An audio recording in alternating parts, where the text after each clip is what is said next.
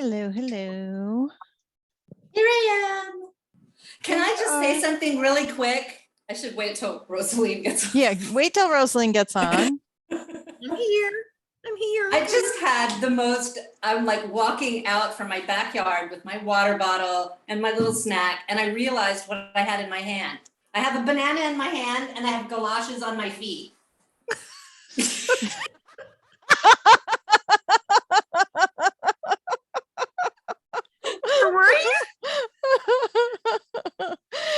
Yes. It was so random, and I was like, wait a minute, what's happening here? And actually, wait, what's that word game that everybody's playing? Wordle. Wordle. Yeah, and we almost have a Wordle between Randa and Dana. What? Really? I don't play Wordle. I have to find out what Randa was the name of the person who ordered the galoshes and the bananas. What is happening? The universe is trying to cook some shit up. I don't know what it is. Oh, that is hilarious. Oh goodness. That was my observation for today. How is everyone? Well, better since I'm laughing with you. Oh, good. Yeah. You look like you've got like a almost like a suit on or something. Oh, it's a blanket. Doesn't she look like she's so like wrapped up by like an English gentleman or something, like with a scarf? No, I've got thermal vest. I've got like my dress, which isn't very light. I've got a big woolly cardigan. I've got my scarf, and then I've got like a blanket. You've got a blanket on top of that. What is the temperature there? I don't know. Fucking cold. I think it's probably I'm sure it's freezing tonight. I think it's freezing tonight. There was snow in some parts of Oxfordshire today, but it was actually a really sunny day. It was a really beautiful day, but it's now really cold. But we're going to Salisbury tomorrow and spending the night. We're going with Rob and Jenny, Laurel. Oh yeah. And staying in a very nice, cutesy. Just the two of you? Just you and Neil? Yeah. Oh, good. Yeah. So leave your kids behind. Oh yeah, we've done a few weekends with them over the last year or two. They usually didn't involve lots of food. These are two foodie friends of ours who we've known for 25 years, and they were in Indonesia the second time we were there too, just randomly. So Laurel worked with one of them was my donor. Yeah. And she's very high strung. She's quite high strung. She's actually, but Laurel, she is but I'm sure she's I mean, I know that socially she was wonderful, but so she is now standing for election in the her local council as a Labour is she now? Councillor. Yeah, so she gave up. She worked for the Elders. Do you know if you know the organization, the Elders? You haven't heard of the Elders? Anybody?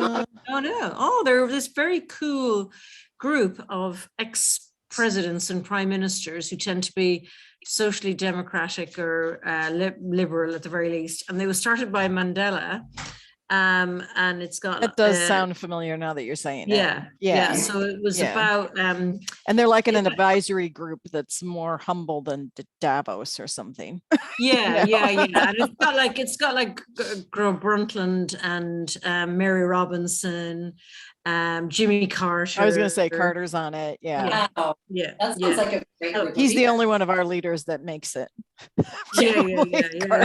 Well, apparently they've been trying to get Obama, but he feels he's like 30 years too young to join them yet. But they're Graca Michelle's there too. But anyway, Jenny was their like program manager, or kind of basically their head of programs for the last 5 years or so. Okay. But anyway, she's resigned, and so she's canvassing every Saturday morning. So we're not meeting until the afternoon because she's got to go out to. There's local elections coming up. So yeah, she's and we reckon she's going to go. She's probably going to eventually stand as an MP.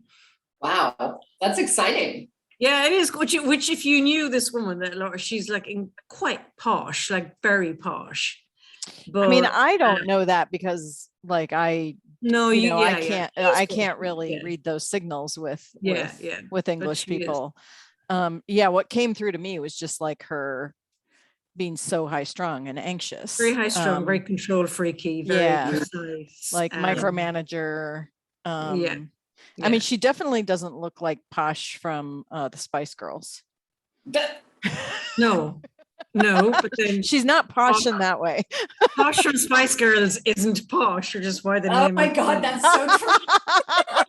Okay, well, she's not like, which one is Posh? She's not like. No, Victoria Beckham was known as Posh Spice, but it was a joke because. Oh, because she's not Posh?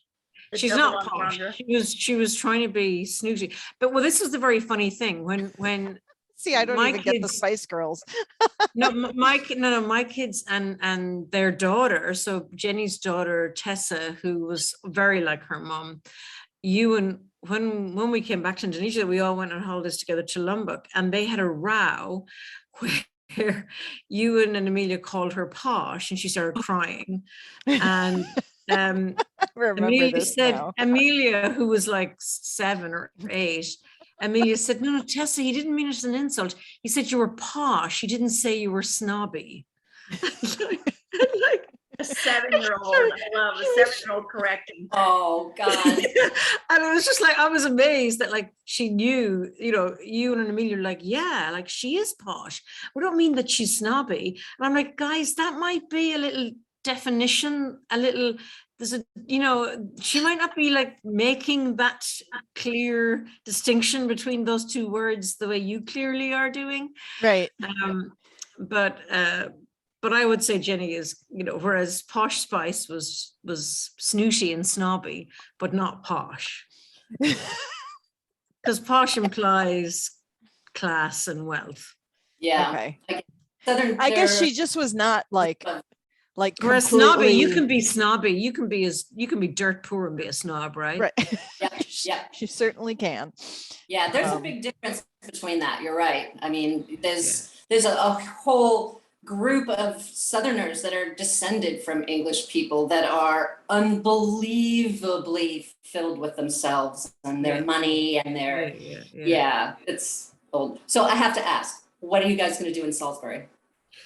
Well, try not to get poisoned by Russian FBI agents. Always the first thing. Yeah, that's the first Don't touch thing. any doorknobs. But I mean, they're not gonna strike in the same place twice, are they? But it was quite funny. Somebody had a joke because like Boris is in so much trouble here, and he's like gone to Kiev to try and sort things out there. And so somebody tweeted today, "Oh my God, the chicken's gone to Kiev." I didn't know that he'd gone to Kiev to try to. He just got insulted. So he got insulted so badly. The Russian media just kind of ripped him apart and ripped and said it was like the worst toilet diplomacy they'd ever seen, and it was just appalling. Wow. But he enjoyed it, so got him out of the country. So Dana, you've been to Salisbury, right? Isn't that's where Stonehenge is? Stonehenge nearby, yeah. That was the base that we used for going to Stonehenge. And my great regret when I went there is that I didn't leave enough time to go to the Devices Museum. Salisbury. They have some really interesting artifacts that the Devices Museum. I'm not sure if I pronounced. Am I saying it right? Devices. Devices. Yeah. Devices. Yeah. I just wish that that's not in Salisbury, is it? I thought that it was, or in was it? Oh, okay, good. Okay, well, we'll go there because they want to go to the cathedral, and I don't want to do the cathedral. No, I don't know. Yeah, the cathedral. Is it like an area of castles and stuff like that? Like, is that what it's? Yeah, I mean, the cathedral is famous, and it's kind of a medieval town, like Winchester and. Oh, it says it's temporarily closed. Sorry. It's the Wiltshire Museum is what I guess the Devices is the proper name, but it's called the Wiltshire Museum. But that's too bad. Yeah. Oh, it's a shame. Yeah. But we're staying in a village outside there in a place called St. John's which looks really nice. Mm-hmm. So Oh, also- nice. You guys deserve some time away, Ro. I hope Yeah, you're. it's only like the night, but yeah. Yeah. It's a pretty little town. I really enjoyed just kind of wandering around, and we had a really nice late dinner. I wish I could remember the name of the restaurant. It was recommended by the guy who led us on our tour at Salisbury, and he did a great job. We're having lunch in a place called Green Gables, and then dinners in the pub that we're staying at, and then Rob has like organized where we're having lunch the next day. It's like the entire Because they're thing. so foodie, that's Oh, great that they've God. organized all that. Yeah. I organize the place to stay and they organize the food. That's the kind of rule. So Yeah. Okay. That's going to be fun. I'm sure there's going to be a lot of wine and maybe gin as well. Yeah, and then we always do a really nice walk. So we'll do a good walk on the Sunday to make up for it. So Mhm, mhm. partly to make up for it, yeah. Which car are you gonna take? Oh, well, it's taken me like an hour to figure out where the electric points are. So there's piss all fast charge points in Salisbury. So by the time we get there, we won't have very much left in the car. So yeah, God, I mean, I love the electric car, but Jesus, it's so. I know, I have to say, and the charger near my house, because I can't plug it in at home. So I always have to go to the charging place. And the last time I went, I was like, what is going on? And the electrical transformer for my neighborhood has apparently had some kind of drop in capacity of electricity producing blah, blah, blah. And so the electric car charger doesn't work at capacity any longer. Well, I mean, it used to like fill up my car in 45 minutes and now how long? 3 hours. Oh my God. Oh, no. That's so you terrible. have to plan around that then. Well, yeah, not only that, but I mean, that's not, You have to leave it. You have to like, leave it even and come 45 minutes or leave and come back or sit in the car, like go do something that you can sit in a car for 3 hours, or it's not, it's like it's in a Walmart parking lot. So it's not like, it's not even at a place where you can like go for a nice walk or something. Yeah. You have to walk like. Walmart even allows them in their parking lot. Actually, Walmart is Walmart for non-Teslas is the most reliable network of.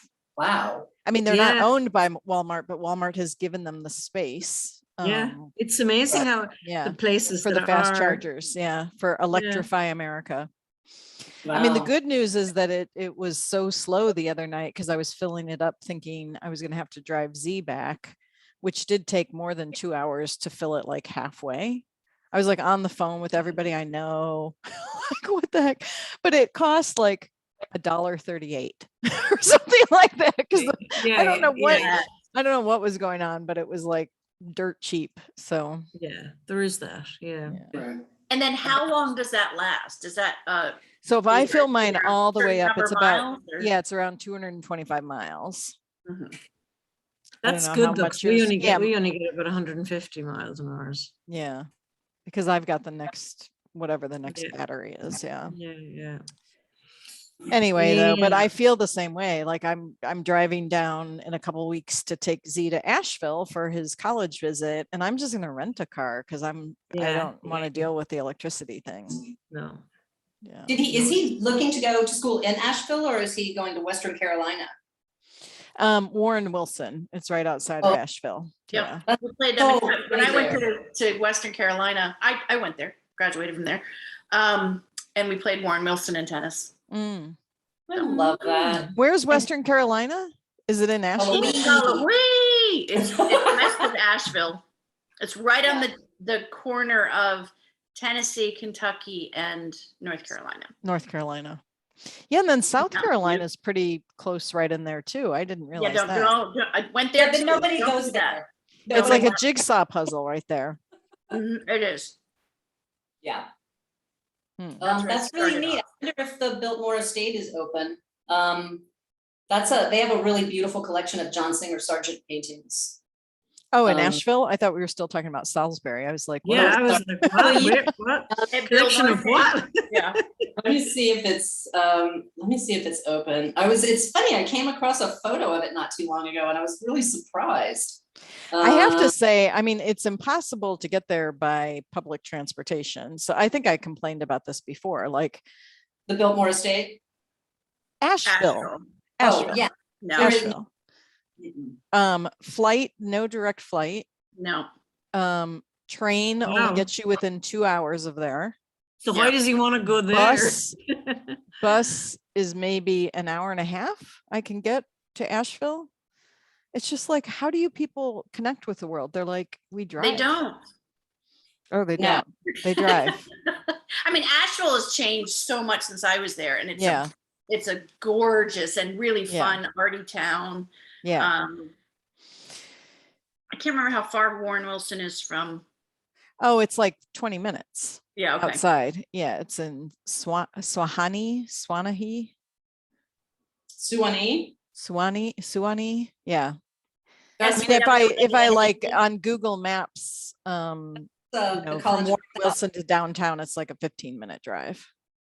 I'm just looking to see, I can't see if Biltmore Estate is open, but if they are, and you like John Singer Sargent as a painter, it's worth a look. But I know you're like, yeah, whatever. I love portraits. I find portraits Yeah, I fascinating. have to say, actually, John Singer Sargent's portraits are amazing. But yeah, I think it's like one of those Sunday all day things where they have the kids the whole day. So I think we're just gonna arrive on Saturday afternoon and drive home on Monday. It'd 'Cause it's probably like be an more 8-hour drive for us. Yeah, it's a long way to Asheville.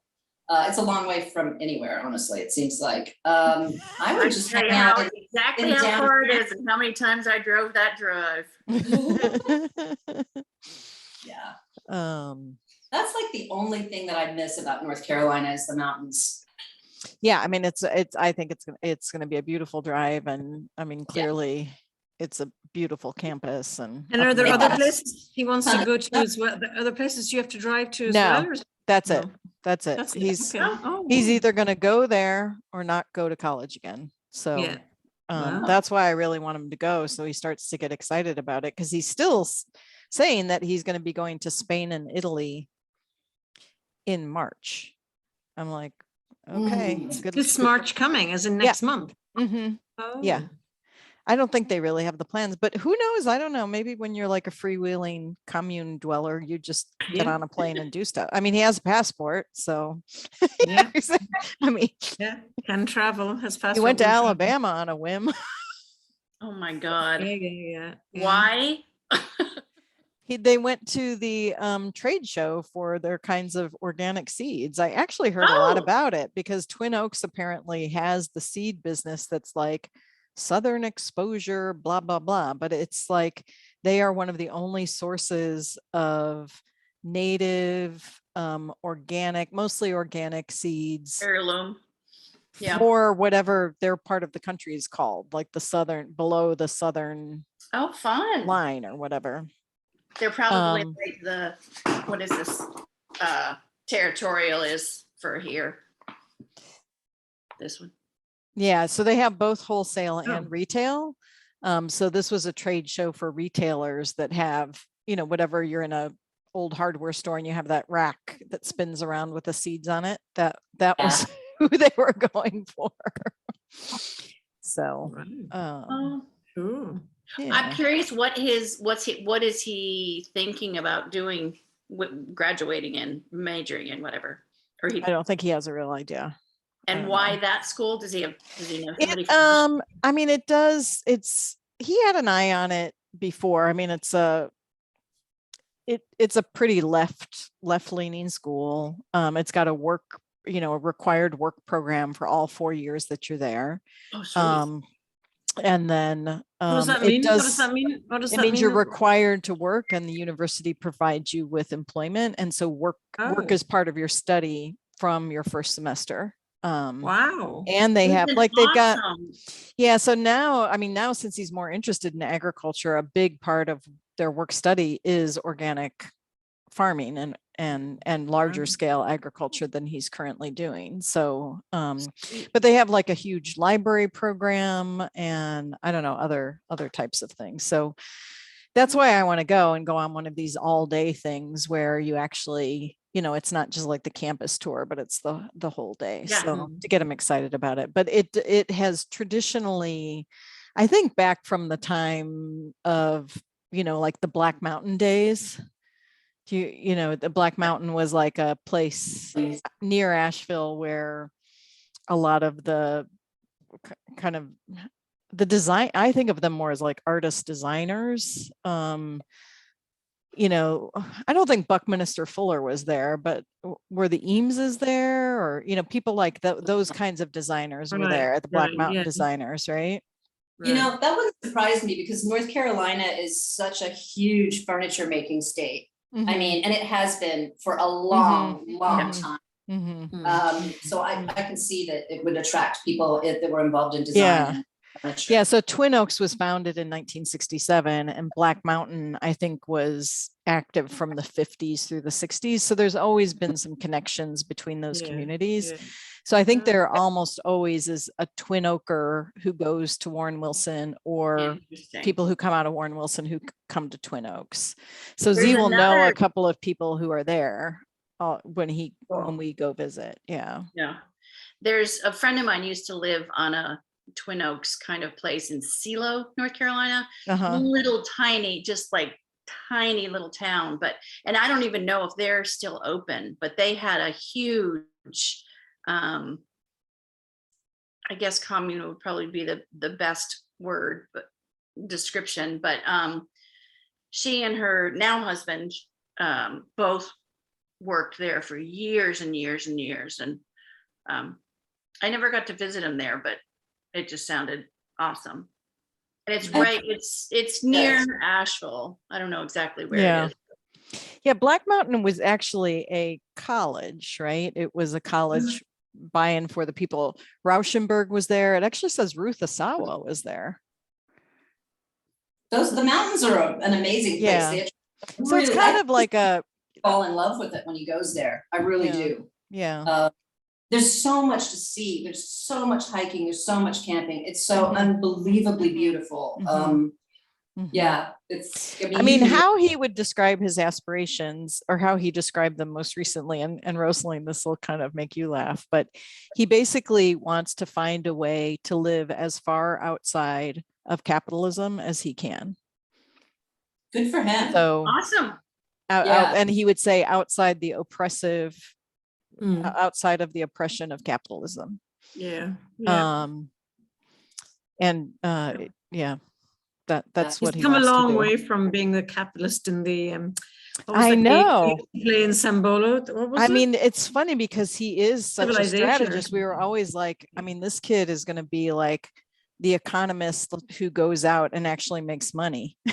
Because he was very strategy and he was good at kind of putting pieces together, and even when he was a little guy. Wow. Yeah, but I guess, I mean, you need those skills to make a commune work too. You just are, you're just trying to do it in a non-hierarchical, egalitarian, non-oppressive way.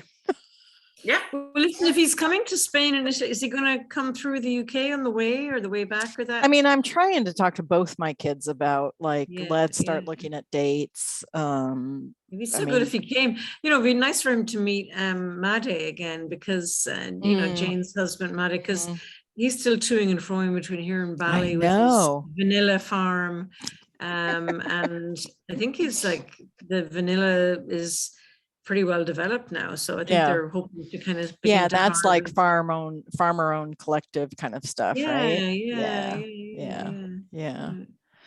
Yeah, that's funny, that connection. And Maddie works on a farm here, an organic farm, which because of Brexit doesn't have enough kind of laborers, so enough, like it doesn't have any East European laborers anymore, so all of their farm laborers are from East Timor, which is like really weird. And they're in Oxford? How did that Yeah, work? in this farm. Next time you come, we'll go there. They have the most amazing little restaurant. I remember you Yeah. telling me about that. I didn't realize they were from East Timor. Yeah, I mean, it's a British guy running it, but they workers are all from East Timor. And they had immigrated before. No, They didn't immigrate for this work, right? Or did? Well, I think they did, Huh. because I don't know. I don't know I don't know the stories. I'd like to find out. Yeah. Anyway. So this is just kind of a funny Made, this Balinese guy, and I know each other from like the age of maybe 22. Wow. We did some of the early HIV work in Indonesia, and so we've known each other for a very, very long time. It's always funny when you kind of know people for that long and have a lot of connections in common. And then he married a British woman and they moved to Oxford, not far from Rosaline. And so we must have introduced you, right? Or yeah, when we moved to Oxford like 8 years ago, that Laura was like, oh, Oxford's not that small. I mean, it's a pretty big place, but like, you were like, oh yeah, I know this guy who's like married to an English woman, and like they have kids. They moved back from Bali just a few years ago. Yeah. And so anyway. in our daughter's school, like a few months after she joined, like primary school, there was like International Day. And like I saw this like one brown man with long hair and whose like white wife was dressed in a Balinese outfit. I'm thinking, I think I've Laura like didn't know where they lived or where their kids went to school. It was just like coincidental that it was just like, that's so right. It was coincidental. Hi. Yeah. Hi, you don't know me, but I know you. Oh, that's so awesome, though. Yeah. They must have been very pleasantly surprised. Yeah. Yeah. And then you guys have kind of remained friends, right? Yeah, we're still friends. Yeah. I mean, she would like us to be deeper friends than we are. Yeah. I keep a distance because she's a bit whiny. Yeah, she is a bit whiny. Yeah, and I'm whiny enough without having more whiny in my life. Only one whiny allowed. Full on the wine meter. It's funny when you're whingy and you see whinginess in other people, you have like zero tolerance for it. It's funny, really. So Mary, how did it go with Dax Shepard? Oh, it was awesome. Yeah. Super fun. I told Kate the next day that I woke up and had found in my bed, and I didn't take any Ambien or anything because I can't, but a completely shaved carrot with both ends cut off and not a bite to it. So I must have been really hungry when I got into bed and fell asleep, and then woke up and came in the kitchen and fixed myself a carrot. Wow. And I found the next day, and I'm like, okay. Took you back to bed and snuggled up. Either that or it was a sexual proclivity I was that like, you don't want all to of tell us us think about. there's Fall a for more that, but suspicious reason no. to have a carrot in your bed. I know. I can think of other reasons, but okay, if you're thinking. Yeah. But Who gets no, out of bed went for awesome. a middle of the night snack and goes for a carrot? Not me. Yeah, come on. Chocolate pie, maybe. But that is funny. So you were really worn out, huh? I mean, it was great. It was 2 full-on hours of nonstop, and I didn't know the interpreter who teamed with me, but I had gotten her because the guy that was going to team with me bailed the day before. I mean, we only had 2 days prep, or 2 days warning, but yeah, it went really well. He's an interesting guy. The David Ferrier was even. I mean, I would love to go hear him speak or read anything or see any interviews with him. I mean, he's fascinating, but yeah. They did a riddle that was kind of fun. They did a couple of riddles, but a lot of their stuff, he didn't talk about addiction at all, which is kind of unusual. Was a relief, yeah. All of his other stuff, he always brings it back to him and addiction and stuff. And thank you to Astrid, who provided me with a black N95, which I ended up wearing the whole night. So, oh, I'm so glad that worked out. I'm so glad you're all that was still my- here. I'm like, it's 2:30. I wonder if anybody is still here. I'm probably just going to be at the like hand on heart moment. But no, you're still here. You know the group well. So what was the riddle? Are you going to tell us or? Sure, I'll tell you the riddle. Anyway, the point of a lot of their stuff was how our brains can convince us to do anything, and they, whether it's true or not, and oftentimes it's not. And the Havana syndrome, which I hadn't heard of, but it was a Trump fallout from Trump. But anyway. So you have two people, one is a serial killer and one is just a normal, average citizen. And they are given both a pill, identical pills. And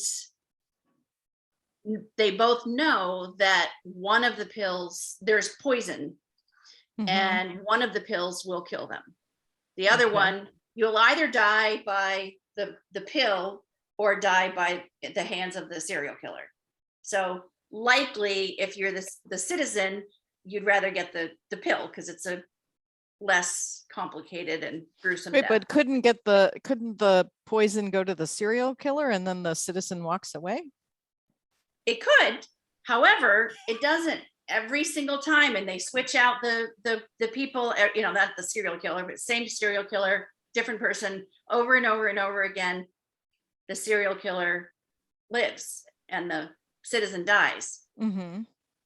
How does that work? Either somebody's cheating or the odds are fucked, or I don't know. Well, the serial killer is killing them. The serial killer is killing them. Right? Doesn't he get to kill them? Or they're already dead? If they're not, they're already dead from the medicine, from the. Yeah, but he's. The citizen always gets the poison. This is like something from the Princess Bride, isn't it? The poison bit in the Princess Bride.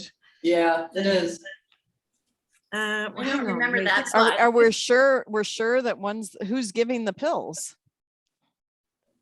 Maybe I'm making this too complicated. Not relevant. It's not Really relevant. important, but they are given the same exact identical looking pills, and sometimes the serial killer chooses first, sometimes the other guy chooses. It doesn't matter. It's not like one chooses the one on the right all the time, but the citizen always ends up with the poison.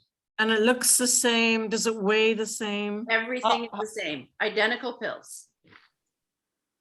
And there's an actual answer of the pills. Dana's like, What'd you say? and there's an actual answer to this riddle. There is. Wait. How do they take? Do we know how they take? Okay, let us think about that and we'll come back. Okay, so the whole point of that is we all operate on assumptions.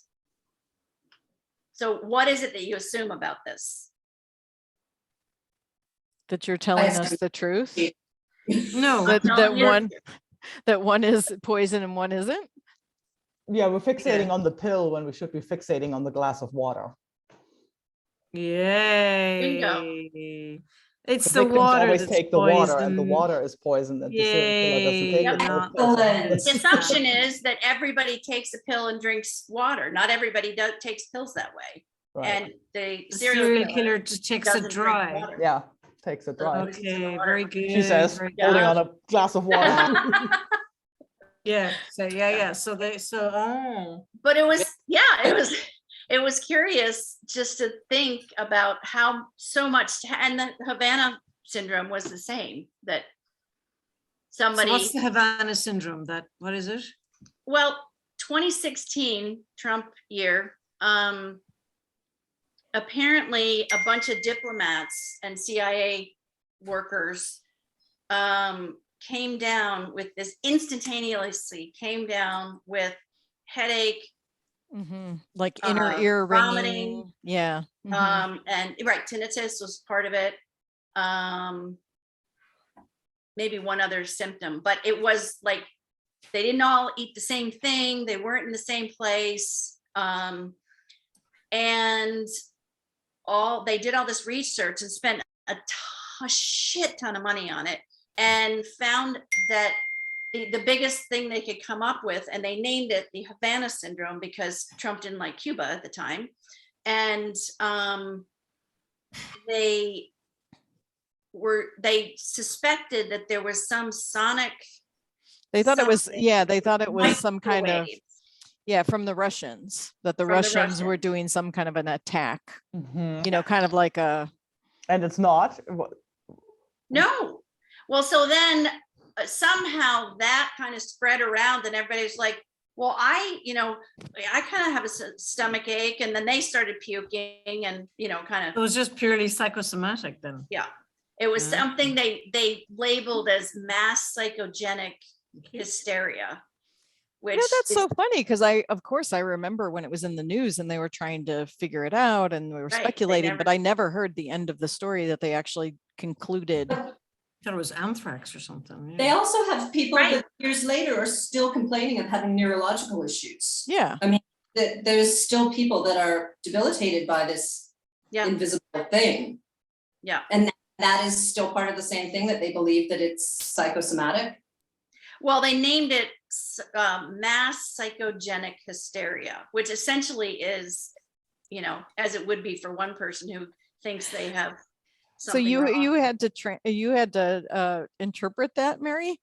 Oh, shit. I did, That's and not- I stayed with Dax the whole time, and she took the other two. But then there were video clips or audio clips, and we found out like 2 minutes as we got there what the topics would be, because we had no way. It's a podcast, so Right. like, anything goes. And my partner got there like 2 minutes before and she was able to ask, and they said, "Oh yeah, the Havana syndrome." And she's like, "Google, what the fuck is that?" So we Because if you had to finger spell that word, that would be crazy. had to every time. Yeah. But Well, the fun part, I mean, part of the fun part, and I won't take much longer, sorry, but the one when he was talking about that, he had all these audio clips from 2016 and even before, I mean, of some other stuff, but the news is so convinced and convincing, and that's part of the problem. Is they get this information, which possibly could be fact checked or not, at the time was not, and they say it with they present it with such authority that people believe it. Mhm. And that's the whole premise behind this. I can mass see psychogenic. Astrid's I'm Googling it. I'm Googling, Googling it. what the latest is. Yeah. Yeah. But- Wikipedia says it's still unresolved. There's no consensus. Mm. With the Yeah. psychogenic illness being just one of several theories. And you're right, like the intelligence community is committed that this is some sort of ultrasound attack. Yeah. Mhm. Ultrasound attack, yeah. Mhm. Yeah. Well, he, I mean, maybe because he's a Kiwi, but he said sonic, the words he used were sonic attack and microwave. And microwave is Yeah. using mean, microwave. We know that the Russians have been working on a hypersonic weapon, right? But we don't know anything beyond exactly how it's deployed, what it is. You say that like it's common knowledge. Yeah, right. Well, we know that the Russians Last are time I working- checked, I- when I was doing the research, I've heard that they're amassed on the border of Ukraine, but But they're but about that's- to make up an attack of them to counterattack. But I guess Boris is going to work on that, huh, Ro? Yes, he's gonna wig up his hair. Oh, and doomed, go we're out there. doomed, we're doomed. If he's there, we're doomed. I think Okay, we well, should Bananas. let's get going. Wait, did you hear Mary? Were you on the call when we were? Who was on the call when we were talking about emergencies? Yeah, I was. Yeah. I think Mary Astrid, was. were you on? Oh, that? yes, yes. Yeah, The so tell her. the Yes. container loads of bananas. So Banana Dana was wearing outside galoshes. Use my galoshes. eating a banana wearing galoshes today. there you go. It was just a perfect coincidence. Uh-huh. Okay, well, let's